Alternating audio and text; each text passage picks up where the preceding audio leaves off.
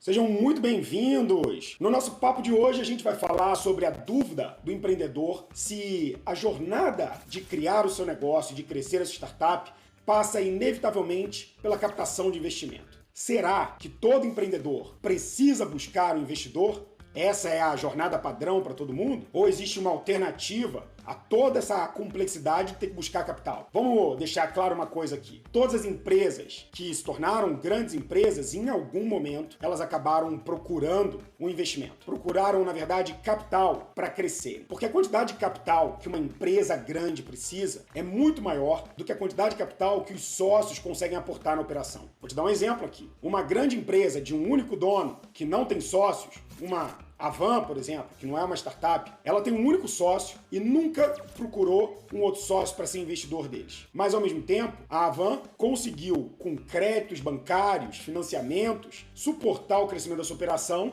com dinheiro maior do que ela conseguia gerar para crescer. Quando uma empresa passa por toda a fase de crescimento e lança ações na bolsa, ela também está abrindo capital, recebendo uma quantidade gigantesca de dinheiro para crescer ainda mais. É raro, na jornada de uma grande empresa, ela não ter buscado um sócio investidor, ela não ter tido algum fundo, ou ela não ter feito um IPO, ou não ter feito um empréstimo bancário para que ela pudesse justamente entregar o que o empreendedor precisa para fazer esse crescimento. Agora, nem só de investidor anjo, nem só de venture capital, uma startup vive. Existem caminhos alternativos para você só buscar esse dinheiro na hora que você realmente tiver do tamanho certo para dar um salto de escala. Na jornada do empreendedor, existe o caminho natural. Você cria uma solução baseada na dor que você construiu, você procura o mercado e nesse momento em que você lança a sua solução, você procura o que a gente chama de Product Market Fit. Quando você tem um super produto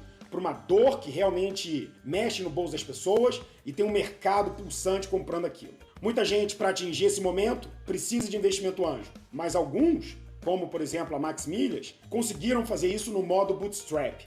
Eu falei muito sobre essa jornada sem investidor na Bootstrap Week, uma semana de lives onde eu trouxe justamente empreendedores com seus pontos de vista para que eles botassem ali, colocassem no papel como é que foi a jornada sem o capital. O Rony da Reserva, por exemplo, foi um caso muito parecido. Começou as empresas com os seus sócios, com o dinheiro ali do seu pai, da sua mãe, próprio capital, foram crescendo até se tornarem um grupo gigantesco de moda chamado Reserva. O que aconteceu no final? Comprada, obviamente, por um novo grupo da Arezzo, eles agora se transformam numa empresa maior ainda. Essa venda de parte da empresa é a injeção de capital para o crescimento. Mas durante toda a jornada da Reserva, o Bootstrap foi a linha adotada pelos empreendedores para crescer. Você não precisa, obrigatoriamente, seguir a linha do investimento anjo. Você pode começar como o Rony, com sócios com o seu próprio capital guardado. Começando ali pequeno, botando 5, 10 mil, 20 mil. Os sócios que juntaram dinheiro enquanto trabalhavam, financiaram o início daquela operação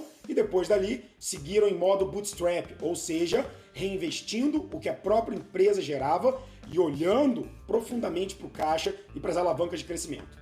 Você pode ir para a segunda fase, uma outra alternativa, o FFF, que eu falei brevemente em outro episódio, mas que vale a pena a gente explicar. O FFF é o Family, Friends and Fools.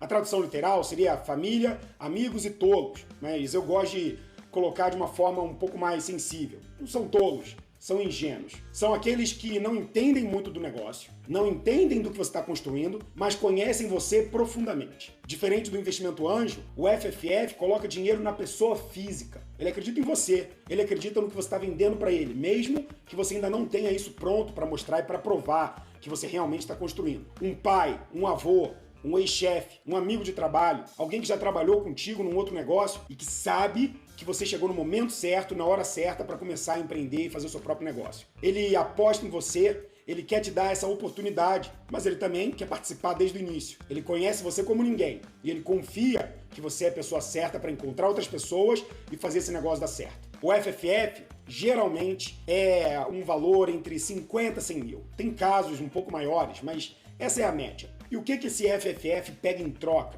Bom, se você conseguiu vender o sonho do crescimento, você pode entregar para ele 5% do negócio, 4% do seu negócio, não mais do que isso. Você pode também fazer um arranjo para que esse valor que ele te deu, você pague em 1, 2 anos, coloca até uns juros aí. Por que você não vende dessa forma? me empresta 100 mil reais, que nos próximos 3 anos eu te devolvo maior do que a taxa de juros. Vai ser o seu melhor investimento de renda fixa. Eu garanto que eu vou entregar isso se você me der um ano de margem para eu começar a gerar receita e te entregar. E se nada der certo e essa startup for pro brejo, aí eu renegocio com você e pago do salário do trabalho que eu vou arrumar. É uma forma de você se capitalizar se você não consegue vender o seu carro, pegar as economias, sacudir o cofrinho e injetar no negócio. Agora, se você não buscou o FFF, não injetou capital próprio, você, meu caro, está no grupo da maioria, os bootstrappers, aqueles que começam sem nenhuma ajuda de fora, de capital, só ajuda intelectual. Os founders, muitas vezes ainda dividindo seus empregos, ou então terminando suas faculdades, ou vivendo daquelas economias ou de alguma coisa que ele faz por fora,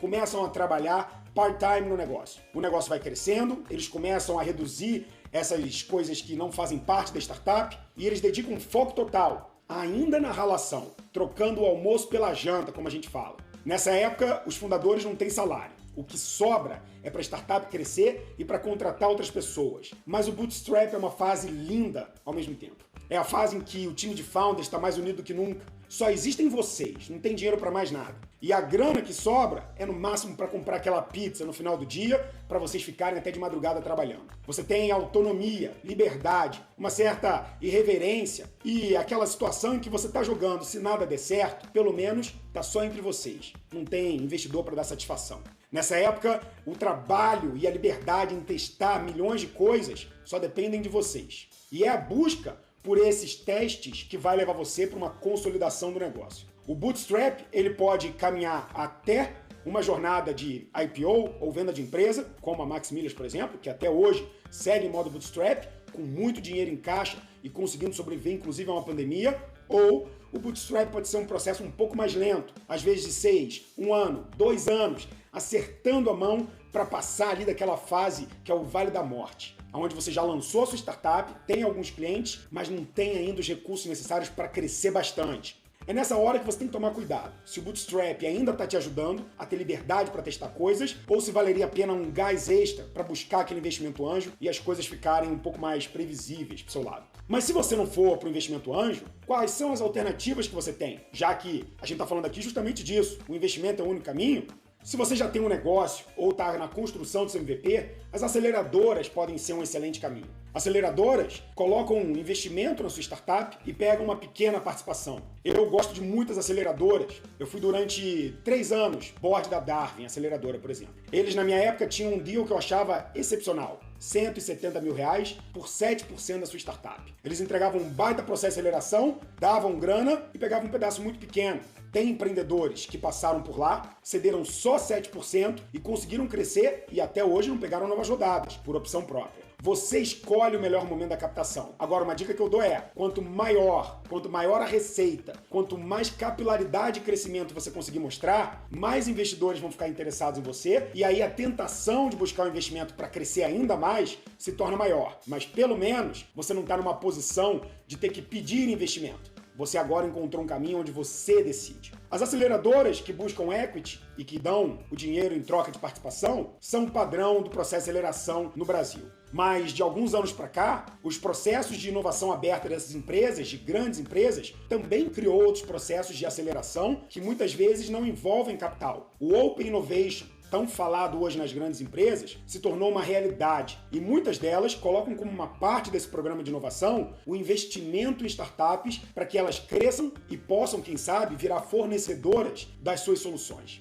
Grandes empresas, então, como a Visa, como a Quartzolite, como a Oracle, criaram seus processos de aceleração e muitas colocam capital, injetam dinheiro para que você possa crescer e talvez no futuro, sim, pegar mais investimento com elas, aí sim por participação, ou simplesmente crescerem para ter o tamanho certo de virarem fornecedoras de soluções para elas. Esses processos de inovação funcionam então de uma forma muito integrada ao core da empresa. Ela busca startups que resolvem problemas que são importantes para o crescimento dela. É uma solução win-win. Ela quer que você cresça e ela te ajuda a fazer isso. Algumas aceleradoras corporativas também vão buscar um retorno em equity, mas muitas não. E outras também não vão colocar dinheiro no seu negócio, mas vão abrir espaço para mercado. A Oracle, por exemplo, tinha um processo de aceleração onde ela trazia empresas que podiam se conectar ao marketplace da Oracle e ela conectava essas startups com várias empresas para que elas pudessem vender suas soluções diretamente. Uma baita sinergia. A aceleradora te ajudava, te dando acesso a mercado e te conduzia para um processo qualificado de demo days, POCs, entrevistas, processos de construção em conjunto com a indústria.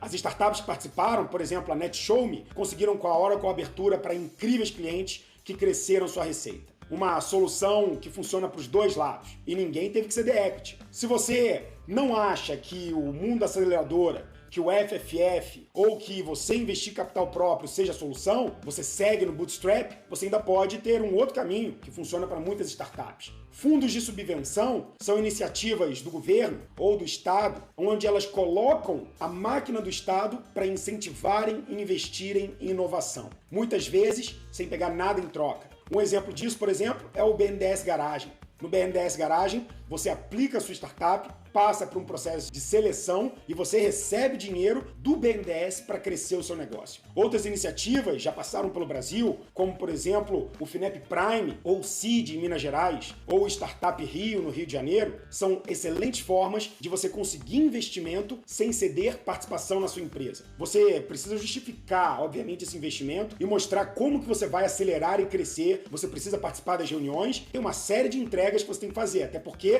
there is no free lunch, todo mundo sabe, mas é um caminho alternativo se você quer continuar no foco, construindo e melhorando a solução e aplicar para soluções e chamadas do governo que podem sim incentivar o seu negócio através de capital. A FAPESP é uma outra forma de você conseguir isso em São Paulo. A Desenvolve SP tem tantas iniciativas. Minha recomendação é que você fique ligado nos posts da B-Startup, nos posts do Sebrae, nos posts da sua comunidade e em tudo que eu produzo nas redes também. Eu estou sempre colocando conteúdos e ajudando os empreendedores a entenderem quais são essas oportunidades. Você já me segue? Ótimo. Se não, instagram.com/muripinho. Você vai ter tudo por lá. No final do dia, você empreendedor tem várias alternativas, um portfólio, um canivete suíço de soluções para que você possa trazer o capital que a sua startup precisa. A única coisa que você não pode aceitar é ficar num negócio que não está crescendo. Se você está precisando de capital, de gente, de recursos, vá atrás dele. Se os recursos não podem virar sócios, contrate. Se você não tem capital para isso,